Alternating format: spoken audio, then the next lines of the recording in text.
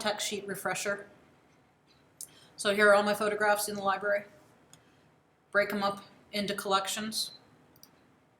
Once they're in collections, of course, you can reorder and rearrange. So remember that you do that down in the film strip here. So you grab your picture and move it wherever you want it to be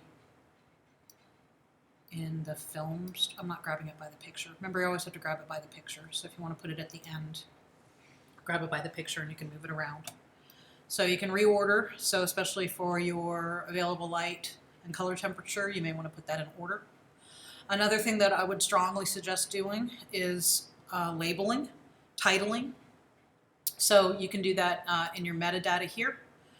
You can see that I've already given it a title of Henry, but say this is Fred at 10 a.m.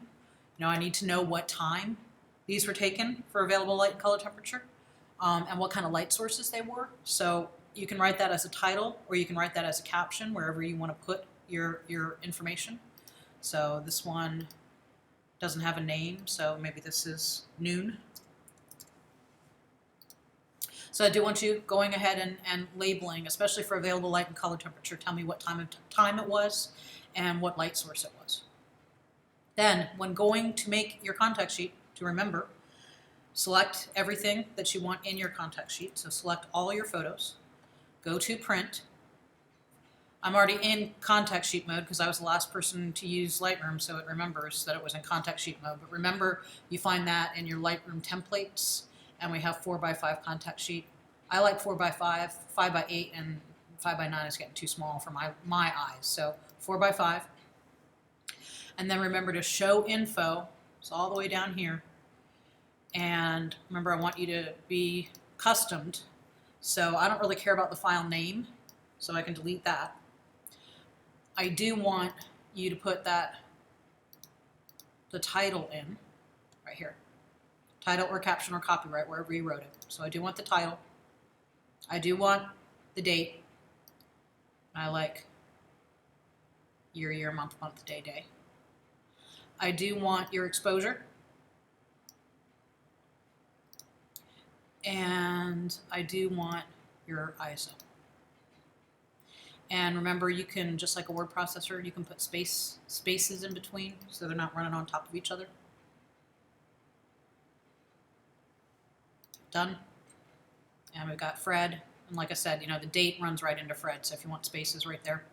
But I do want to see its custom title or caption, the date it was taken, shutter speed, f-stop, ISO. And like I said, you can put spaces in between there if it's too jumbled up. Then, unlike an intro to digital photography, you are actually going to print these. So you're still going to go to printer ... But make sure you're sending to the right printer. This is the black and white tap print. Don't want to print it in black and white. We want to print it. We're not printing contact sheets on the Canons either. We're printing them to that HP LaserJet with the somewhat glossy HP paper in it. And if you have multiple pages, it'll print them all at the same time.